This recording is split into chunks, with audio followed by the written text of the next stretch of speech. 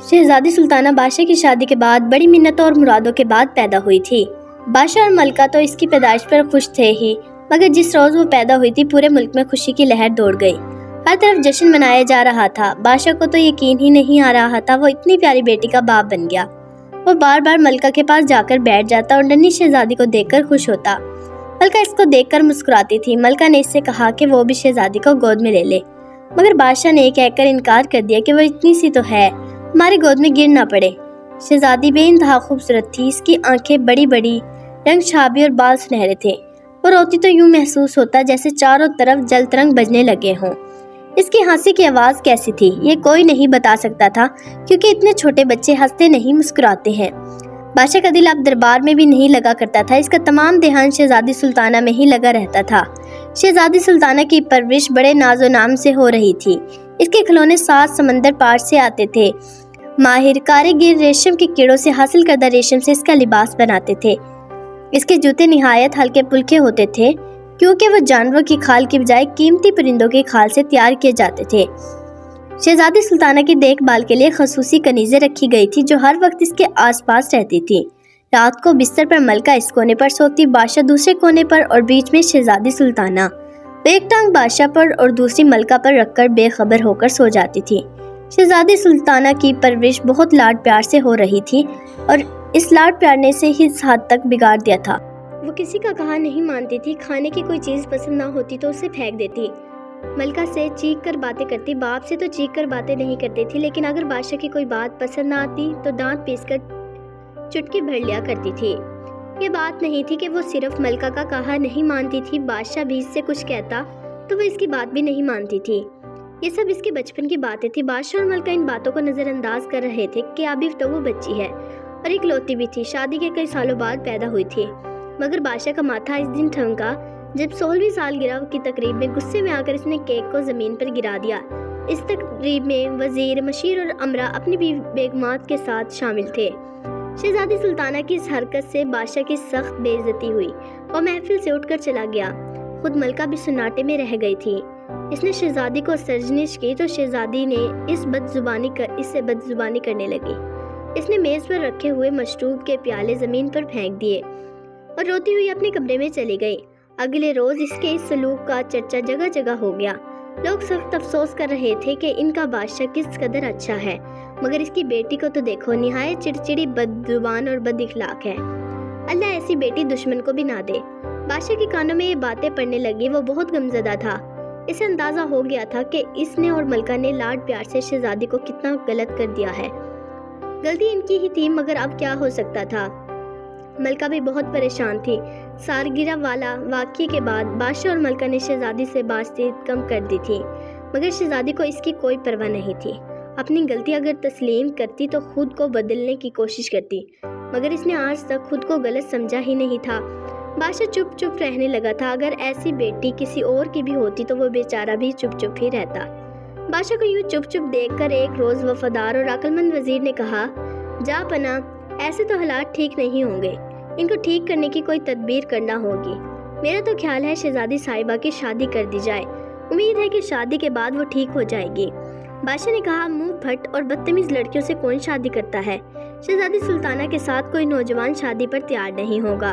بادشاہ کی بات سن کر وزیر سوچ میں پڑ گیا۔ بہت دیر تک سوچنے کے بعد اس نے کہا، جا پناہ، اگر آپ میری بات پر عمل کریں تو مجھے پکا یقین ہے وہ سب کچھ ٹھیک ہو جائے گا۔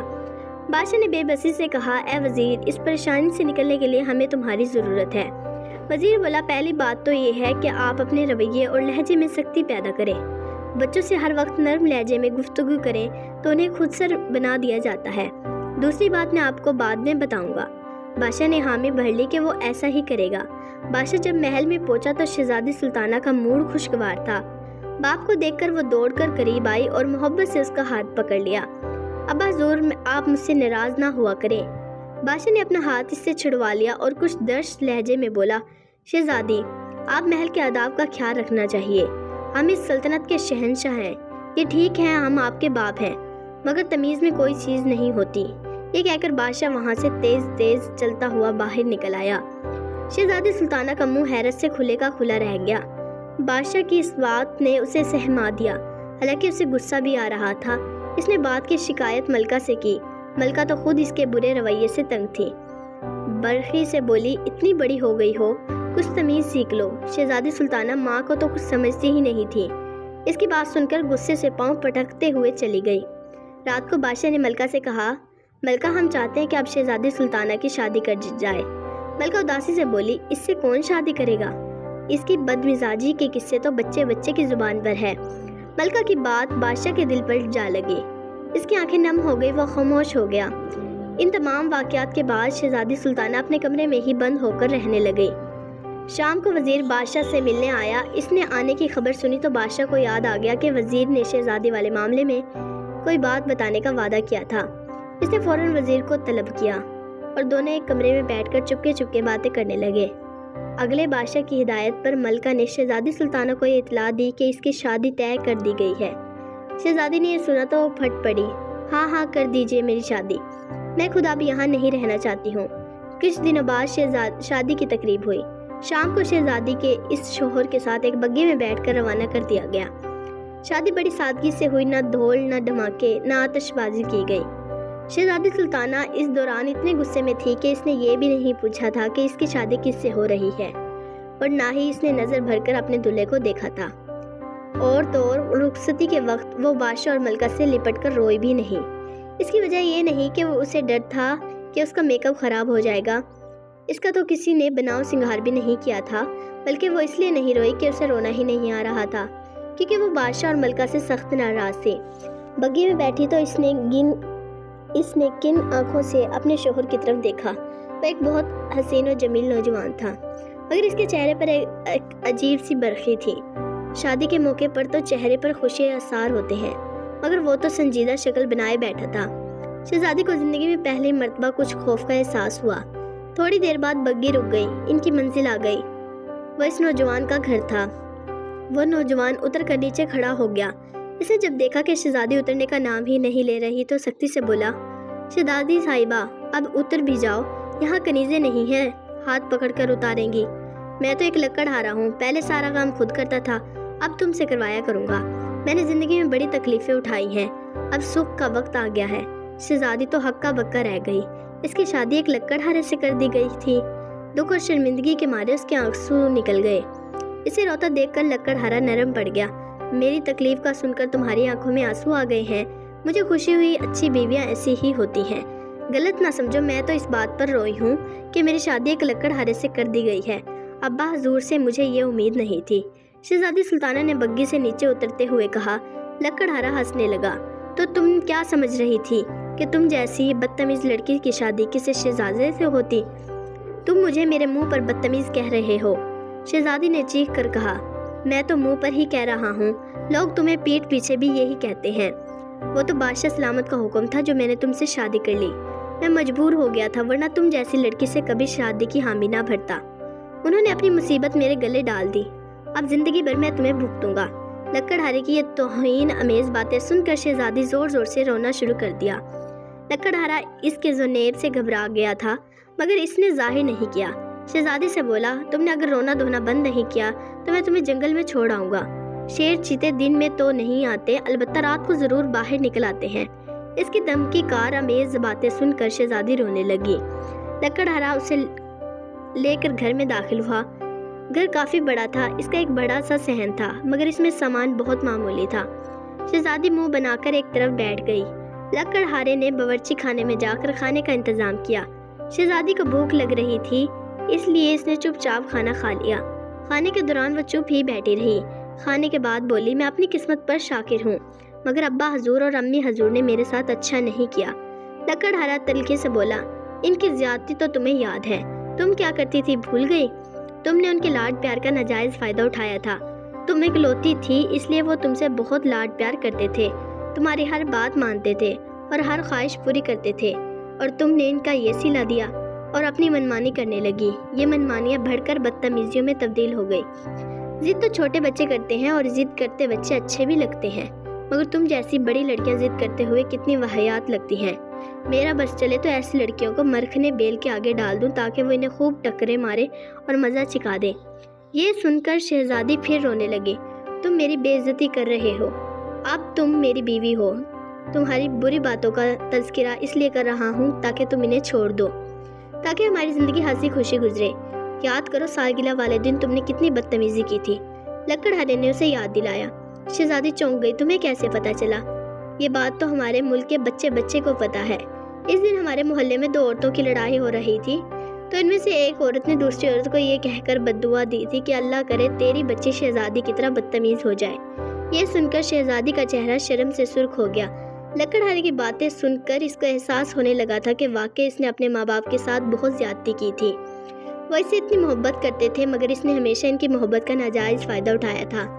अपनी ये बातें सोच सोच कर उसकी आंखों में आंसू जारी हो गए। वो हिचके ले लेकर रोने लगी। लकड़हारे ने कहा, सुबह मुझे जल्दी उठा देना, अब हम 1 से 2 हो गए हैं, मुझे ज़्यादा लकड़ियाँ काटना पड़ेंगी ताकि इतने पैसे मिल जाएं, हमारे घर के अखराजात ठीक से चले।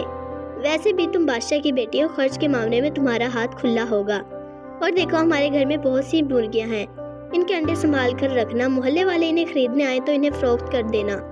कमरे में 2 ही आवाज़ें सुनाई दे रही थी, एक लकड़हारे के बोलने की आवाज़ और दूसरी शहजादी की सिसकियों की। शहजादी को अपनी अम्मी और अब्बा से शदीद गुस्सा आ रहा था। अगले रोज लकड़हारा को बड़ी हैरत हुई। वो सोकर उठा तो शहजादी ने इसके लिए अंडे और पराठों का इंतजाम किया हुआ था। नाश्ता तुमने बनाया है? इसने हैरत से पूछा। नहीं, ये चीजें मैंने मोहल्ले के एक बच्चे से मंगवाई हैं, मुझे तो कुछ खाना पकाना ही नहीं आता। ये कहते हुए शहजादी का शर्म से मुंह सुर्ख हो गया। वो सोच रही थी कि इसका लकड़हारा शोर क्या सोचेगा कि इतनी बड़ी हो गई है और उसे खाना भी पकाना नहीं आता। लकड़हारा शाम को घर आया तो सुबह से भी ज्यादा हैरत हुई। शहजादी कमर से दुपट्टा बांधे सहन में झाड़ू दे रही थी। मुर्गी इसके आगे पीछे फिर रही थी। घर का दरवाजा खुला था, लेकिन फिर भी शहजादी से बाहर नहीं निकल रही थी। देखो मैं तुम्हारे लिए क्या लाया हूँ, लकड़हारे ने कहा। वो जल्दी से इसके पास आया। वो एक बदली हुई लड़की लग रही थी। इसके चेहरे पर अब वो वहशत नहीं नजर आ रही थी जो लकड़हारे ने कल देखी थी। लकड़हारे ने बहुत सारे सुर्ख सुर बेर उसके हाथ में रख दिए। इन्हें मैं जंगल से तुम्हारे लिए तोड़ा है। इसने खुश होकर इन्हें देख लिया और मजे मजे से खाने लगी। ये तो बड़े मजे के हैं। इसकी आवाज़ सुनकर लकड़हारे को बहुत अच्छा लगा। ऐसा लग रहा था कि पास ही कहीं जल तरंग बज उठे हों। कल तो शहजादी की आवाज़ ऐसी थी कि उसको सुनकर लकड़हारे का दिल चाह रहा था कि इसके कानों में उंगलियां ठोस दे। मैंने मोहल्ले के इसी लड़के से खाना मंगवा लिया है, इसको इनाम में 2 सिक्के देती हूँ, वो भागकर मेरा काम कर देता है। खाने के बाद लकड़हारे ने कहा, शहजादी मुझे खुशी है कि तुम बदल गई हो। वो बोली, आपकी बातें सुनकर मुझे एहसास हो गया है कि मैं किस कदर बदतमीज और बद इखलाक थी। मैंने अम्मी हजूर और अब्बा हजूर को बहुत दुख दिए हैं। मैं बहुत शर्मिंदा हूँ। मैं इनसे मिलकर इनसे माफ़ी मांगना चाहती हूँ। आप मुझे इनसे मिलाने ले जाएंगे? लकड़हारे ने घबरा कर कहा, कभी भी नहीं। तुम वहाँ जाओगे, वहीं रह जाओगे।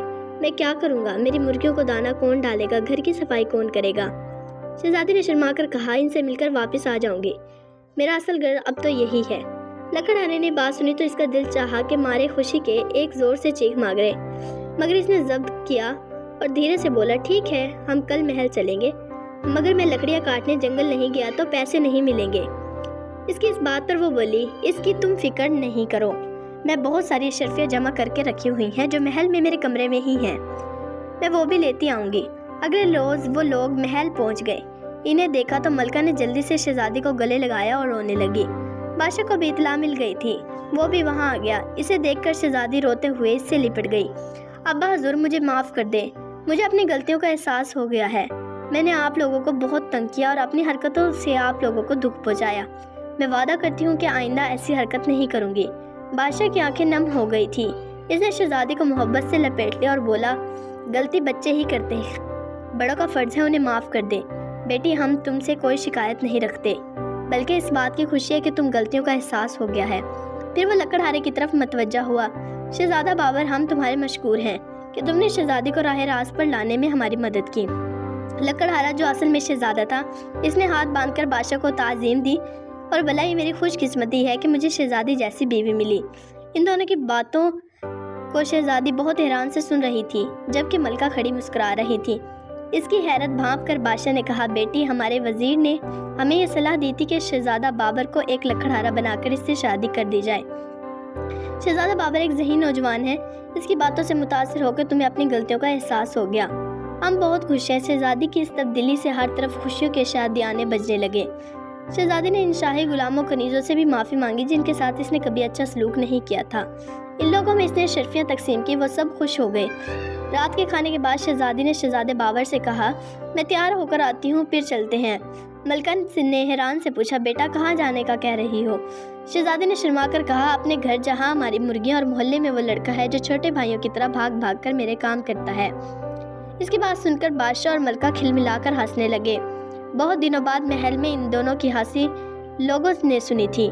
خیر بادشاہ نے دوبارہ تو ان کو وہاں نہیں بھیجا، مرغی اس نے محلے میں ہی منگوا لی تھی تاکہ شہزادی خوش ہو جائے۔ اس لڑکے کو جو بازار سے شہزادی کے لیے چیزیں خرید کر لاتا تھا، شہزادی نے بہت سے تحفے بھیجوا دیے تھے۔ پھر کچھ دن بعد محل میں گزارا کر شہزادہ بابر شہزادی سلطانہ کو لے کر اپنے ملک میں روانہ ہو گیا اور دونوں ہنسی خوشی زندگی گزارنے